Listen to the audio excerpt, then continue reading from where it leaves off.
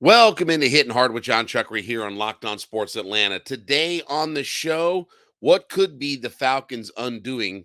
Is Kaleb the most underrated?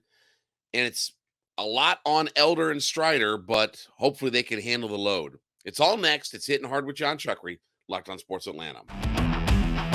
This is Hittin' Hard with Jon Chuckery, part of Locked On Sports Atlanta. And it starts now.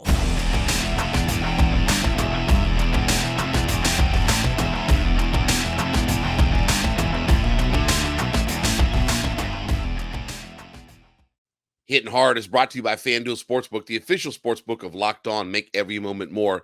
Visit FanDuel.com/LockedOn today to get started. We ask you to subscribe or follow for free on YouTube or wherever you listen to your podcasts. You can get the latest episodes of Hitting Hard as soon as they become available. Now you can catch us on the Sirius XM app as well, and then follow me on my personal Twitter page at JMCH316. So what could ultimately be the Falcons' undoing? Like what's the thing that could derail this team? And I took some of these calls on my radio show last night, and some people thought, Desmond Ridder and things like that. But we talked about this on the podcast. I don't think Desmond Ridder has to be great. I don't think he has to be Mahomes or Brady or Aaron or somebody like that. Like, I think that, I don't want to say game manager because that's I don't know, that's kind of an insulting term, but I don't think that Desmond Ridder has to be all world. Look, if he plays like an MVP, then the Falcons are going to go really far and they're going to have an outstanding season. Not just a good season, they're going to have an outstanding season if he's an MVP caliber quarterback. But the reality is he doesn't have to be at that kind of level for them to have success. I think the couple of things that could be the ultimate undoing for the Falcons. They have to have their stars be their stars, okay? And I'm going to point to three guys specifically: Pitts, London, and Bijan Robinson. And those are the three guys that are the first-round picks that you've laid all this draft capital into, and you've obviously picked them really high. Now they have to come to fruition. And you'll say, well, that's not fair and all this kind of stuff.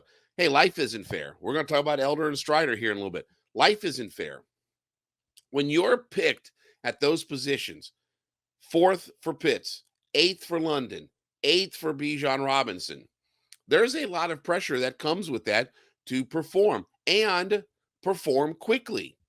This can't be a situation where if we're going to turn the corner and become a playoff team and have a winning record and all that, this is not a situation where we can afford to have our stars kind of ease their way into everything, slow work themselves into the rotation and things like that.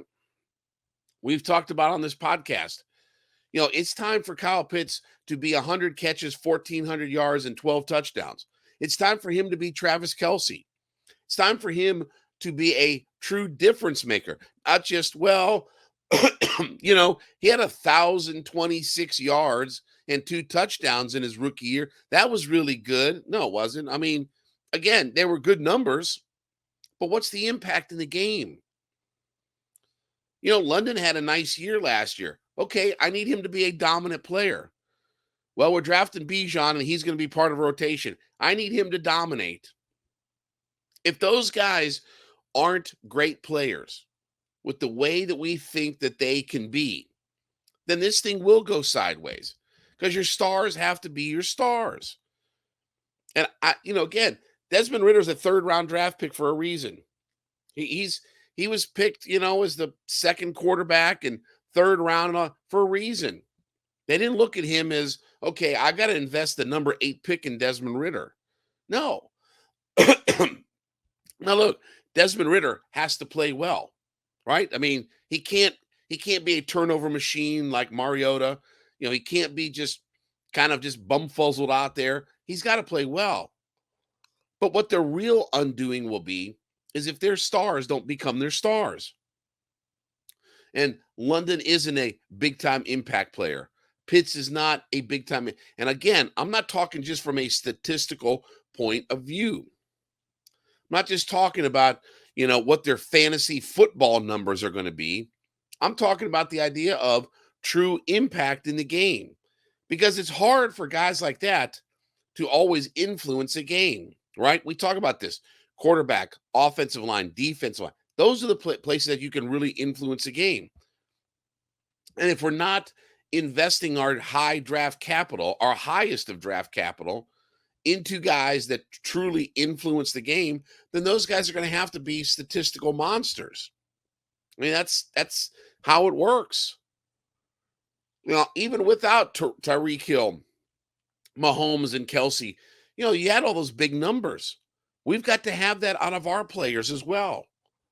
So I think the undoing of the Falcons could potentially be if our stars don't live up to their star billing. And look, Bijan Robinson is going to have to be a guy that comes in and he performs. I don't care what his fantasy football numbers are or different things like that, but he needs to come in and he needs to be a guy that has an impact right away. Not 800 yards and 2 touchdowns and we brag about how good his rookie season was. I need 8 or 10 touchdowns out of Bijan Robinson. I need 10 or 12 touchdowns out of Kyle Pitts. Because we've talked about it. Look, if we're going to get to a position of being an elite red zone offense, those guys have to lead the way. London, Pitts, and Bijan. Those guys have to lead the way. Yeah, but we got Jon Smith and all. Okay, but those guys aren't supposed to lead the way. You can like that or not like that. But our high draft capital was invested in Pitts, London, and Bijan. And those guys have to influence the game on a week-to-week basis, because I can't guarantee you that we can be a 40-sack team right now. I know we can be a really good offensive line and we can be a really good run team. And I think that with the additions of Bergeron and, obviously bringing Kaleb McGary back, like all of that is good signs, right? It's all good news. Now, can we pass protect? That's going to be the next thing is, okay, can McGary be a pass protecting offensive lineman as well? But if we're not going to influence the game at some of these positions that matter most in the NFL, then we have to have guys that influence the game from somewhere else. And yes, I want Desmond Ridder to ball out this year.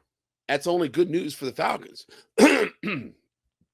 I think Desmond Ridder can be an MVP. I don't think that he's an MVP caliber quarterback, but again, he doesn't need to be. We can get away with that.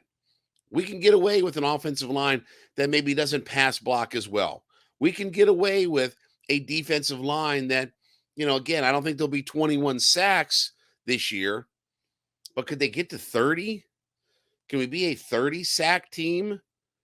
Then we've got a fighting chance. If we're lingering around 21, 22 sacks, we got no shot. It's going to be right back to what it was last year. Can't influence the game by knocking the quarterback down and around and things like that.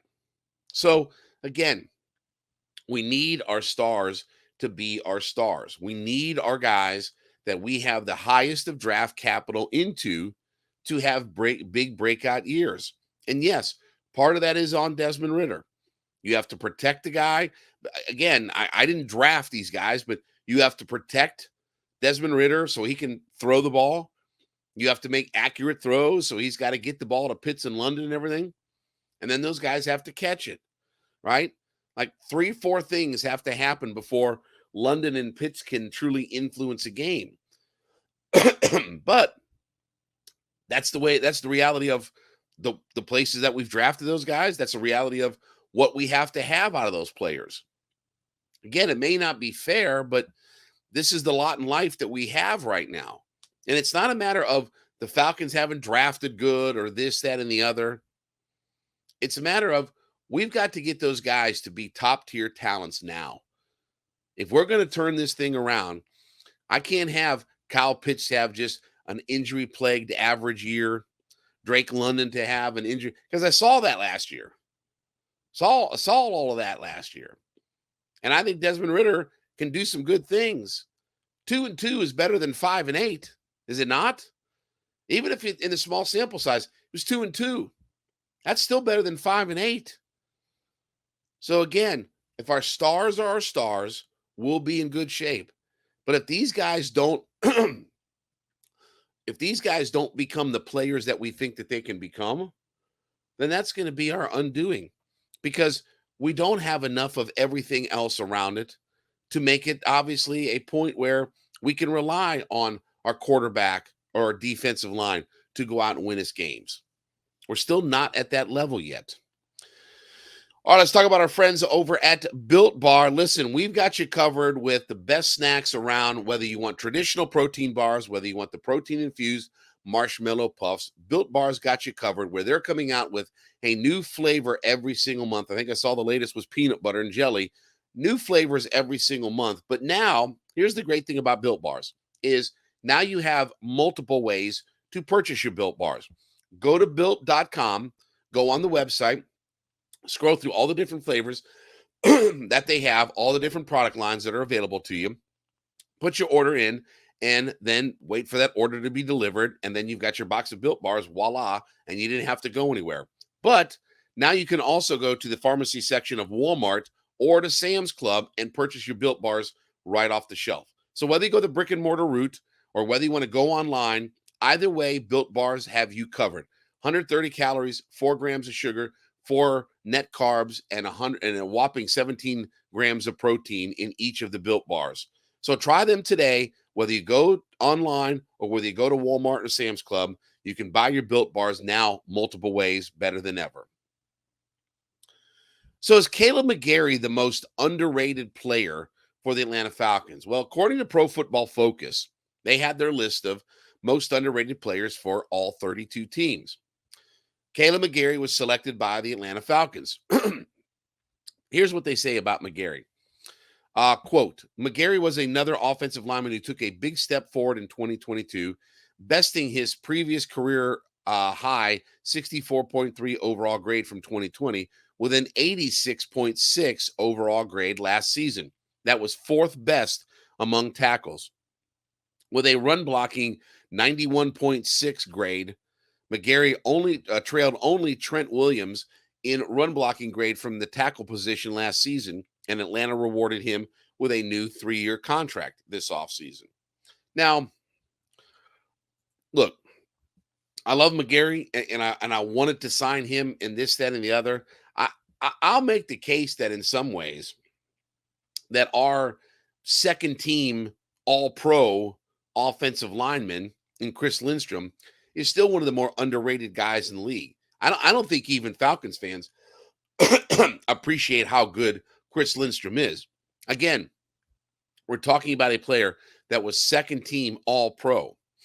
And while McGary, got a good deal, and I think it was a little bit below market value, and it was only 3 years, right? Lindstrom broke the bank, right? 5 for 105 or whatever it was, $20+ million a year, because they knew the value of what Chris Lindstrom was. But yet we just kind of take him for granted. Oh yeah, Chris Lindstrom's going to anchor the right side of our offensive line. Okay. Like that's one of those positions that you just don't have to worry about, right? We still have concerns about what Kaleb McGary could be. Okay, hey, can Kaleb McGary pass block? We know about his run blocking. We just read you the numbers on all of his run blocking and all that good kind of stuff. But can he pass block? Well, that's still kind of been the issue with Kaleb McGary. That's still been one of the things that, we haven't found out enough about, right? So I still think that, and I'm the biggest Lindstrom fan in the world. Like, I love this kid coming out of college, coming out of Boston College. I thought he was going to be a terrific player. I thought he could be one of our better offensive linemen in Falcons franchise history. Maybe the best, guard. And, listen, there's been great guards. I mean, Freilich and guys like that. But I mean, I still think Lindstrom is a guy that you look at and say, maybe we don't give him enough love. Now, the Falcons certainly gave him enough love because they gave him a $100 million contract and made him one of the highest paid offensive linemen in the entire NFL. They knew his value. They knew what his fair market value was in all of this.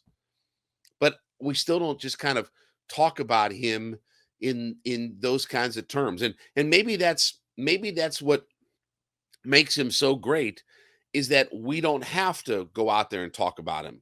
Usually, if we're talking about somebody, it's not because of good things. Again, it's easy to go in and watch an offensive, a tight end or a running back or a wide receiver, and they go out and do their thing. Quarterback does their thing, right? They can put up all the fantasy stats and, again, all the nudniks that play fantasy football and all this kind of stuff. And yeah, I'm kind of crapping on fantasy football, but all these guys that do all that, we can see kind of the tangible net numbers of all that stuff.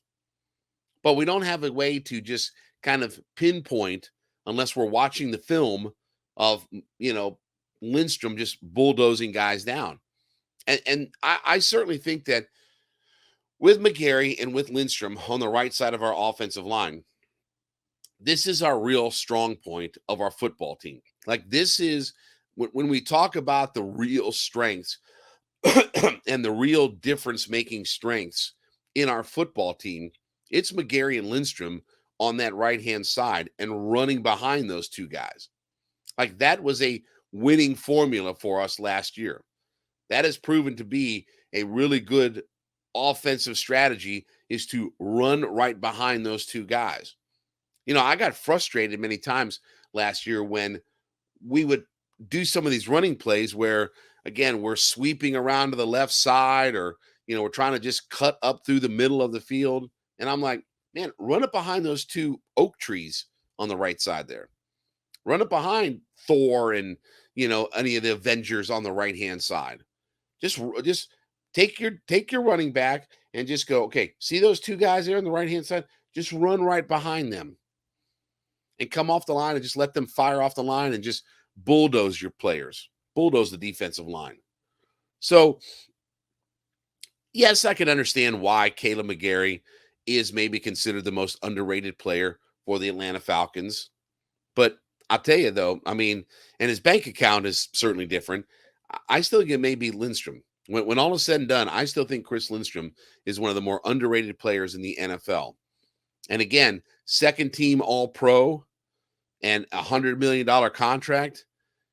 That may not belie a guy who is underrated, but I think amongst Falcons fans, we still don't appreciate how great this guy is and how great he can be. And he may be one of the, handful of the best offensive linemen that we've ever seen in this franchise's history.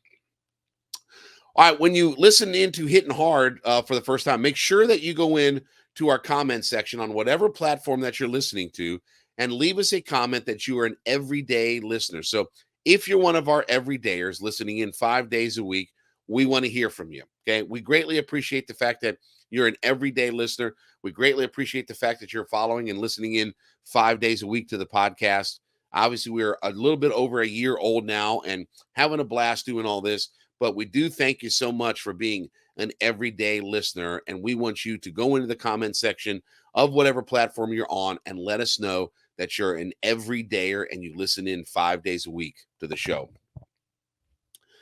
So, as the Braves are now scrambling, last night the Red Sox won and they split the series with the Red Sox.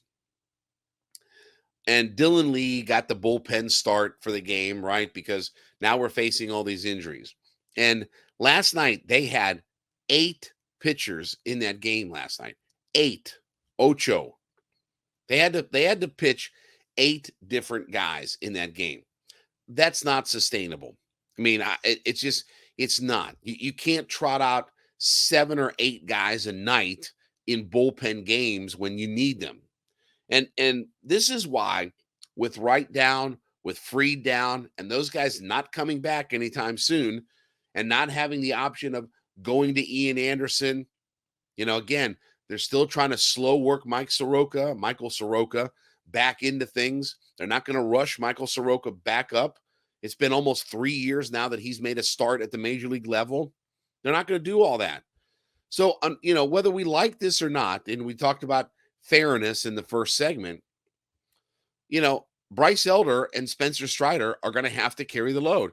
And Charlie Morton's been okay. Charlie Morton's been pretty good. He's got to definitely do his part. He's got 40 2/3 innings, 39 strikeouts. He's 4-3 with a 3.32 ERA and 7 starts. He's been all right, but I'm not necessarily counting on the back of, a 40-year-old starting pitcher that he's going to lead the way. This is about Strider and Elder. Those two guys are 7-0 right now. Elder's got a 1.74 ERA and 7 starts. Strider's got a 2.7 ERA and 7 starts. Elder's averaging almost 8 strikeouts per 9. Strider's averaging 15 strikeouts per 9. Those two guys have been outstanding, and they've been really lifesavers for the Braves. Charlie Morton has 4 homers given up, which was his undoing last year. 4 homers given up in 40 2/3 innings. In over 80 innings, Strider and Elder have only 5 homers combined given up. So this may not be fair, and it is kind of what it is, but now the Braves are in this position where they're going to have to rely on Strider and Elder, 2 guys that were just drafted a few years ago. And certainly, look, Strider's been the most dominant pitcher in the National League this year. Say what you will about whatever these guys are, but Strider's been outstanding. He's been the most dominant pitcher in the National League this season, where he just rears back and fires. He doesn't give up a lot of homers, doesn't give up a lot of walks, doesn't give up a lot of hits. All he does is strike out people, create outs without contact, and obviously be very productive at that point. I mean, you feel like Strider, every time he goes out there, he could throw a no-hitter. And then Elder's been fantastic. And I think all of that experience that Elder got late through the year last year really benefited him. We saw last year Kyle Wright finally put it all together and have the 20-win season, and everything kind of came into form and kind of fell into place and all that good kind of stuff. Now it feels like Bryce Elder is that guy. Now it feels like Bryce Elder is that guy that, has a chance to be maybe a 15, 16 game winner when all is said and done. So it may not be fair, but now the burden of this load falls on Strider and Elder's shoulders. 2 young guys just drafted a few years ago, but right now the Braves have to live with this. And with Fried and Wright not coming back anytime soon, we're hearing things like August before they come back. Okay. And I don't know that there's, other than bringing up some of your young guys, because your bullpen games are definitely not sustainable when you're pitching 8 guys in a night. And I don't know how many of the young guys you want to bring up and trot out there.